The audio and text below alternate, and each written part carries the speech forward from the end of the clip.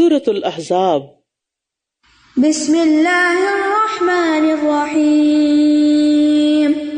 یا ایہا النبی اتق اللہ ولا تطع الکافرین والمنافقین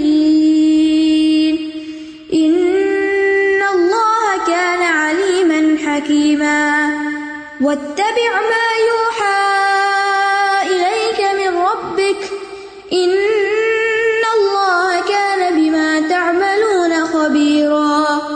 وتوکل علی اللہ وکفی باللہ وکیلا۔ بسم اللہ الرحمن الرحیم۔ یا ایہا النبی اتق اللہ ولا تطع الکافرین والمنافقین ان اللہ کان علیما حکیما۔ اے نبی، اللہ سے ڈریے اور آپ کافروں اور منافقوں کی بات نہ مانیے، بے شک اللہ بہت علم والا، خوب حکمت والا ہے۔ یہاں سورت کا آغاز یا ایھا النبی سے ہوتا ہے، آپ کا نام نہیں لیا گیا، یا محمد نہیں کہا گیا، بلکہ آپ کی تکریم و تشریف مقصود ہے۔ دیگر پیغمبروں کو قرآن مجید میں یا آدم یا نوح یا ابراہیم یا عیسیٰ کہہ کے پکارا گیا ہے، لیکن نبی صلی اللہ علیہ وسلم کو کبھی نام سے نہیں پکارا گیا، بلکہ یا ایھا النبی اور یا ایھا الرسول۔ اسی لیے ہمارے کلچر میں کیا چیز ہے کہ جس کی ہم عزت، ادب اور احترام کرتے ہیں، اس کو نام لے کے نہیں پکارتے۔ تو یہ سورت جو ہے جس کا نام الاحزاب ہے، یہ 5 ہجری کے آخر میں غزوہ احزاب کے زمانے میں نازل ہوئی، اور یہ مسلمانوں پر انتہائی مشکل وقت تھا۔ تمام عرب سے 10,000 کا لشکر مدینہ پر حملہ آور ہوا، اور ان کی مدد مدینہ کے یہود اور منافقین بھی کر رہے تھے۔ اسی زمانے میں جاہلیت کی بعض رسومات کو توڑنے کا حکم بھی ہوا، زہار کی رسم کا خاتمہ ہوا، منہ بولے بیٹے کی حقیقت بتائی گئی، اس کے حقیقی مقام کی وضاحت کی گئی۔ تو اس لیے سورت کے شروع میں ہی، یعنی وہ ایسی رسمیں تھی جن کو توڑنا بڑا مشکل کام تھا، اس لیے اللہ سبحانہ وتعالیٰ نے ابتداء میں ہی کہا کہ ان چیزوں کو ختم کرنے کے لیے کسی انسان سے ڈرنے کی ضرورت نہیں ہے، بس اللہ کا ڈر ہی کافی ہے، اور اس کی پیروی کیجیے جو آپ کی جانب آپ کے رب کی طرف سے وحی کی جاتی ہے۔ جو عمل بھی تم کرتے ہو یقیناً اللہ اس کی خوب خبر رکھنے والا ہے۔ اگرچہ نبی صلی اللہ علیہ وسلم کو براہ راست خطاب کیا جا رہا ہے، لیکن ہمارے لیے کیا حکم ہے کہ لوگوں کے ڈر سے ہم اللہ کی بات کا انکار کر دیا کریں، یا اللہ کا حکم ماننا چھوڑ دیں کہ لوگ کیا کہیں گے؟ تو ایسے میں حل کیا ہے؟ اسی کی پیروی کرنی ہے جو اللہ کا حکم ہے، اسی کی نیت اور اسی کا ارادہ کر لیں۔ اور یہ کب ہو سکتا ہے؟ جب انسان کے اندر توکل علی اللہ ہو، وتوکل علی اللہ، اور آپ اللہ پر توکل کیجئے، اس پر اعتماد کریں، وہ ضائع نہیں ہونے دے گا آپ کو۔ وکفی باللہ وکیلا، اور اللہ ہی کارساز کافی ہے، یعنی احکامات کے عمل کے نتیجے میں جو بھی کہا جائے اس کی پرواہ نہیں کرنی۔ اللہ نے کسی شخص کے سینے میں 2 دل نہیں رکھے، اور نہ ہی اس نے تمہاری ان بیویوں کو جن سے تم زہار کرتے ہو تمہاری مائیں بنایا ہے، اور نہ ہی تمہارے منہ بولے بیٹوں کو تمہارا بیٹا بنایا ہے، یہ محض تمہارے منہ کی باتیں ہیں، اور اللہ حق بات فرماتا ہے اور وہی سیدھے راستے کی رہنمائی کرتا ہے۔ انہیں ان کے باپوں کی نسبت سے پکارو، اللہ کے نزدیک یہی زیادہ قرین انصاف ہے۔ پھر اگر تم ان کے باپوں کو نہیں جانتے تو وہ تمہارے دینی بھائی اور دوست ہیں، اور اس معاملے میں بھی تم پر کوئی گناہ نہیں جو تم نے خطا کی، لیکن گناہ وہ ہے جس کا تمہارے دل ارادہ کریں۔ استغفر اللہ۔ اور اللہ بہت بخشنے والا، نہایت رحم کرنے والا ہے۔ تو یہاں اصل باپ کی جگہ دوسرے کی طرف نام منسوب کرنے کی سخت وعید بتائی جا رہی ہے۔ تو ان آیات کے بعد رسول اللہ صلی اللہ علیہ وسلم نے اصل باپ کے سوا کسی دوسرے باپ کی طرف منسوب کرنے سے کسی بھی انسان کو منع کر دیا۔ حضرت زید بن حارثہ نبی صلی اللہ علیہ وسلم کے منہ بولے بیٹے تھے، تو ان کو بھی زید بن محمد کی بجائے اب زید بن حارثہ کہا جانے لگا، جو ان کے والد کا نام تھا۔ نبی مومنوں سے ان کی جانوں سے بھی زیادہ قریب تر ہیں، اور اس کی بیویاں ان کی مائیں ہیں، اور کتاب اللہ کی روح سے رحم کے رشتے وراثت میں مومنوں اور مہاجروں کی نسبت ایک دوسرے کے زیادہ حقدار ہیں، مگر یہ کہ تم اپنے دوستوں سے کوئی بھلائی کرنا چاہو، یہ اللہ کی کتاب میں ہمیشہ سے لکھا ہوا ہے۔ اس میں ایک بات تو یہ سمجھنے کی ہے کہ کوئی شخص مومن نہیں ہو سکتا جب تک اپنی جان سے بڑھ کر رسول اللہ صلی اللہ علیہ وسلم سے محبت نہ کرے۔ دوسری بات یہ کہ مسلمانوں کی اپنی منہ بولی مائیں نہیں، لیکن نبی کی بیویاں مسلمانوں کی مائیں ہیں۔ وہ کس لحاظ سے؟ تعظیم و تکریم کے لحاظ سے، پھر یہ بھی کہ آپ کی وفات کے بعد ان سے نکاح نہیں ہو سکتا، لیکن دوسرے احکام میں وہ غیر محرم عورتوں کی طرح بھی ہیں، جیسے خلوت، پردہ اور ان کی اولاد سے شادی کرنے کا حکم، ان میں وہ ماں کی طرح نہیں ہوں گی۔ وَإِذْ أَخَذْنَا مِنَ النَّبِيِّينَ مِيثَاقَهُمْ، اور جب ہم نے تمام نبیوں سے ان کا پختہ عہد دیا، اور آپ سے اور نوح اور ابراہیم اور موسیٰ اور عیسیٰ ابن مریم سے بھی، اور ہم نے ان سب سے پختہ عہد لیا تھا تاکہ وہ سچوں سے ان کی سچائی کے بارے میں سوال کرے، اور اس نے کافروں کے لیے دردناک عذاب تیار کر رکھا ہے۔ یا ایھا الذین آمنوا اذکروا نعمت اللہ علیکم، اے لوگو جو ایمان لائے ہو، یاد کرو اس نعمت کو جو اللہ نے تم پر کی، جب کئی لشکر تمہارے مقابلے کے لیے آئے تو ہم نے ان پر ایک آندھی اور کچھ ایسے لشکر بھیجے جنہیں تم نے دیکھا ہی نہیں، اور جو عمل بھی تم کرتے ہو اللہ اسے خوب دیکھنے والا ہے۔ تو توکل اللہ کی صورت میں اللہ کی مدد کیسے آئی کہ اللہ نے غیبی لشکروں سے مسلمانوں کی مدد کی، ایسے لشکر جن کو کوئی دیکھ بھی نہیں رہا تھا۔ اور یاد کرو وہ وقت جب وہ تم پر تمہارے اوپر سے اور نیچے سے چڑھ آئے تھے، یعنی ہر طرف سے قبائل امڑ آئے تھے مسلمانوں کو ختم کرنے کے لیے، اور جب آنکھیں پتھرا گئی تھیں اور دل حلق تک پہنچ گئے تھے، اور تم اللہ کے بارے میں طرح طرح کے گمان کر رہے تھے۔ یہ سچے پکے مومن تھے، پھر بھی ان کے دلوں کی یہ کیفیت ہوئی، کیونکہ یہ خوف ایسی چیز ہوتی ہے انسان کے اندر، اور خصوصاً دشمن کا، کہ اپنے اوپر قابو رکھنا مشکل ہو جاتا ہے۔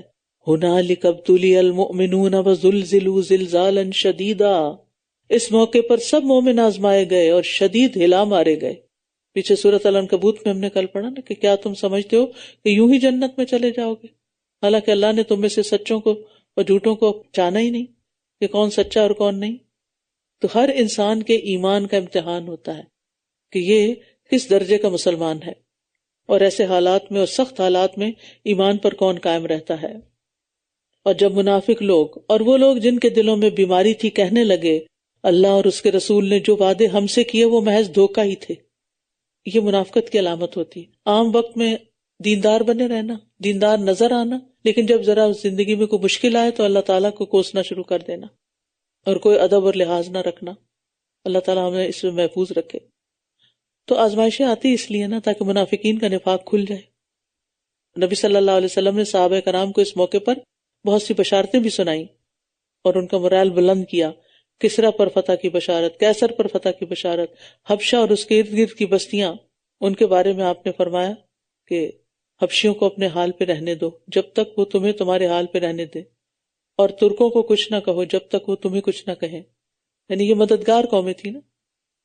تو اس سے یہ بات پتہ چلتی ہے کہ نا امیدی کے وقت ایمان کے منافی باتیں کرنے سے بچنا چاہیے، بلکہ سخت تکلیف اور آزمائش کے وقت بھی کوئی ایسی بات کرنی چاہیے جس سے انسان کی امید بن جائے، حوصلہ بڑھ جائے۔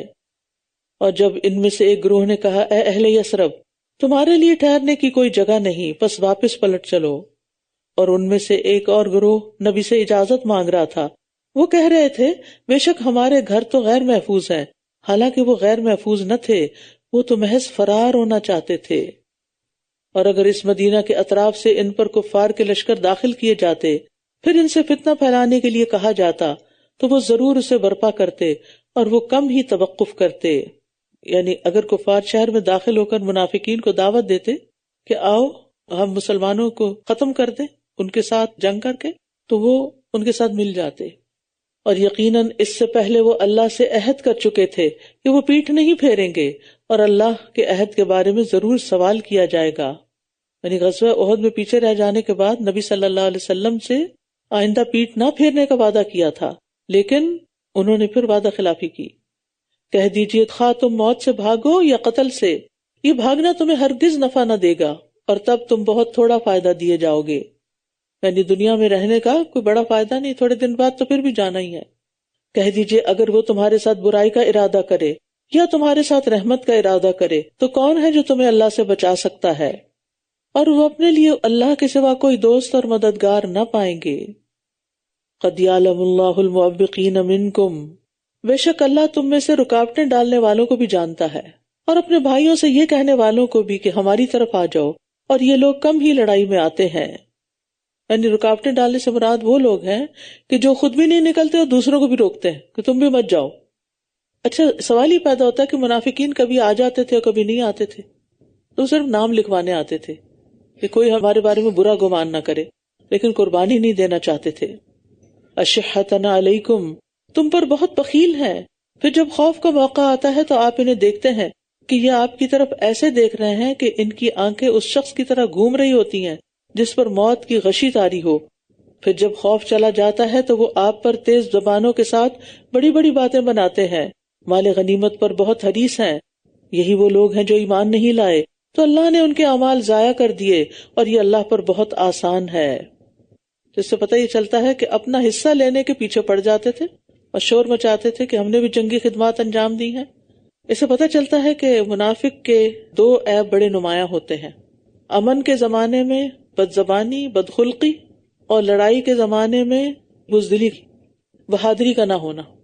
یہ سمجھتے ہیں کہ لشکر واپس نہیں گئے، اور اگر وہ لشکر آ جائیں تو یہ چاہیں گے کہ کاش بدوؤں کے ساتھ باہر رہنے والے ہوتے، وہاں سے تمہاری خبروں کے بارے میں پوچھ لیا کرتے، اور اگر تم میں موجود ہوتے تو بھی بہت کم ہی یہ لڑتے. یہ منافقین کی بزدلی کا عالم ہے، یعنی جہاں بھی ہو ان کے دل مردہ ہیں، اندر سے کھوکھلے ہیں، بہادری نام کی چیز نہیں ان کے اندر، کیونکہ دنیا سے محبت ہے نا، مرنے کا ڈر ہے. لقد کان لکم فی رسول اللہ اسوۃ حسنہ، یقیناً تمہارے لیے اللہ کے رسول میں ایک اچھا نمونہ ہے، ہر اس شخص کے لیے جو اللہ کی ملاقات کی اور آخری دن کی امید رکھتا ہو اور اللہ کو کثرت سے یاد کرتا ہو.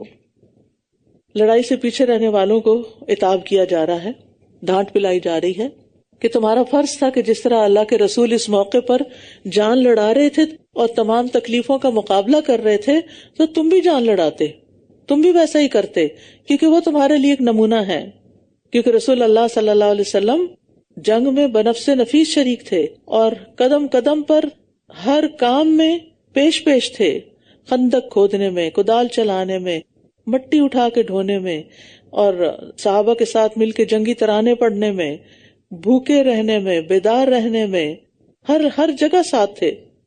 اور ہر مشکل مرحلے میں آپ آگے آگے ہوتے تھے، اور صرف میدان جنگ میں نہیں بلکہ زندگی کے ہر معاملے میں نبی صلی اللہ علیہ وسلم کا طریقہ ہمارے لیے بہترین نمونہ ہے. لیکن کس کے لیے؟ ان کی 3 صفات ہیں. ایک ہے اللہ پر ایمان، اس سے ملاقات اور اس کے دیدار کی امید. دوسرا آخرت پر ایمان اور اس کے ثواب کی امید. اور تیسرا کثرت سے اللہ کو یاد کرنا. اچھا، اس میں اللہ کو یاد کرنے والے کے لیے بڑا اچھا نمونہ ہے. کیسے؟ کیونکہ نبی صلی اللہ علیہ وسلم ہر وقت اللہ کا ذکر کیا کرتے تھے. تو جو اللہ کا ذکر ہر وقت کرتا ہے اس کا مطلب ہے کہ وہ سنت پر ہے. اور جب مومنوں نے لشکروں کو دیکھا تو کہنے لگے یہ وہی ہے جس کا اللہ اور اس کے رسول نے ہم سے وعدہ کیا تھا، اور اللہ اور اس کے رسول نے سچ فرمایا، اور اس بات نے انہیں ایمان اور فرما برداری میں اور زیادہ کر دیا. مومنوں میں سے کچھ وہ لوگ ہیں جنہوں نے وہ عہد سچا کر دیا جو انہوں نے اللہ سے کیا تھا، تو کوئی ان میں سے وہ ہے جو اپنی نظر پوری کر چکا، اور کوئی ان میں سے وہ ہے جو موقع کا منتظر ہے، اور انہوں نے قطعاً کوئی تبدیلی نہیں کی تاکہ اللہ سچوں کو ان کی سچائی کا بدلہ دے، اور اگر وہ چاہے تو منافقوں کو عذاب دے یا ان کی توبہ قبول کر لے. بے شک اللہ بہت بخشنے والا، نہایت رحم کرنے والا ہے. وَرَدَّ اللَّهُ الَّذِينَ كَفَرُوا بِغَيْظِهِمْ لَمْ يَنَالُوا خَيْرًا وَكَفَى اللَّهُ الْمُؤْمِنِينَ الْقِتَالَ وَكَانَ اللَّهُ قَوِيًّا عَزِيزًا. اور اللہ نے ان لوگوں کو جنہوں نے کفر کیا ان کے غصے سمیت پھیر دیا، انہوں نے کوئی بھلائی نہیں پائی، اور اللہ اس جنگ میں خود ہی مومنوں کو کافی ہو گیا، اور اللہ بہت قوت والا، بہت زبردست ہے.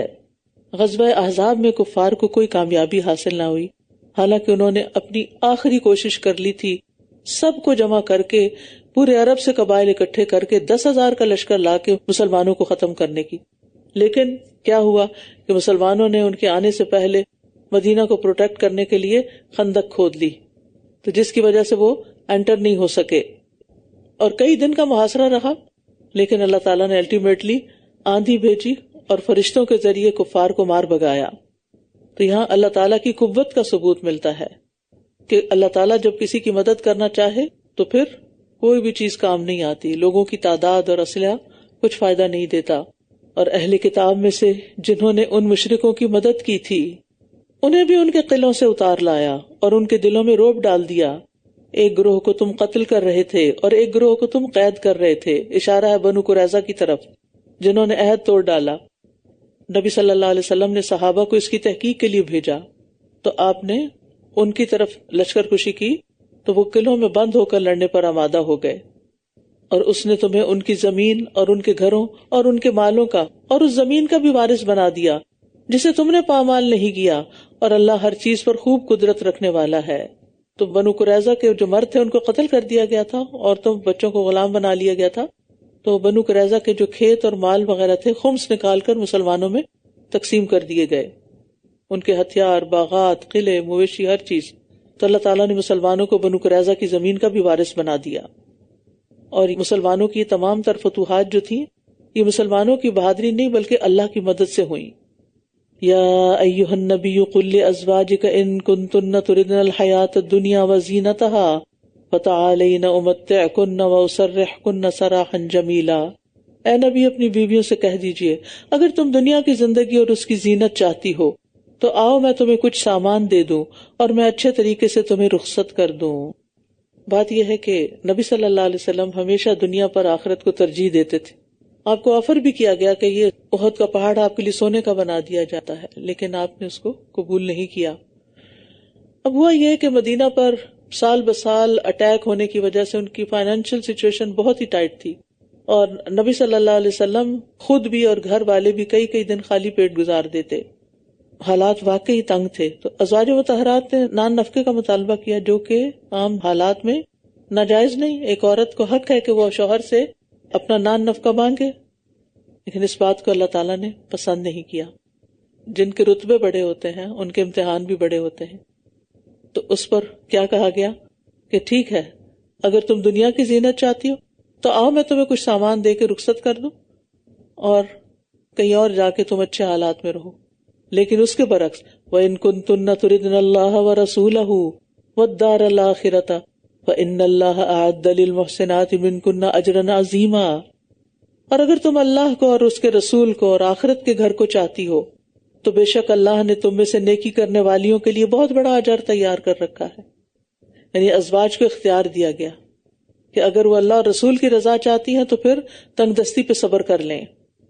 یاد رکھیے کہ جب بھی لوگ دین کا کام کرنے کے لیے نکلتے ہیں تو مال کی طرف سے ان کی آزمائش ہوتی ہے، اور یہ کس لیے ہوتی ہے؟ تاکہ دیکھا جائے کہ کون واقعی دین کی خدمت کرنا چاہتا ہے اور کون صرف مال و دولت کی خاطر یہ کام کرنا چاہتا ہے یا کسی شہرت یا کسی اور گھٹیا مقصد کے لیے.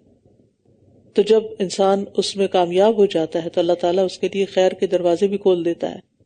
تو ازواج کو اختیار دیا گیا تو انہوں نے تو فوراً اللہ اور اس کے رسول کی رضا کا انتخاب کیا.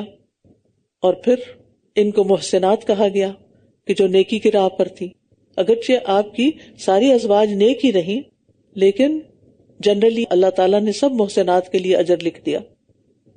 تو اللہ اور اس کے رسول کو اختیار کرنے پر اجر عظیم کی خوشخبری دی جا رہی ہے، اور اس اختیار کے نتیجے میں خوشخبری کے ساتھ ساتھ دنیا اور آخرت میں آپ صلی اللہ علیہ وسلم کا ساتھ ملے گا ان کو.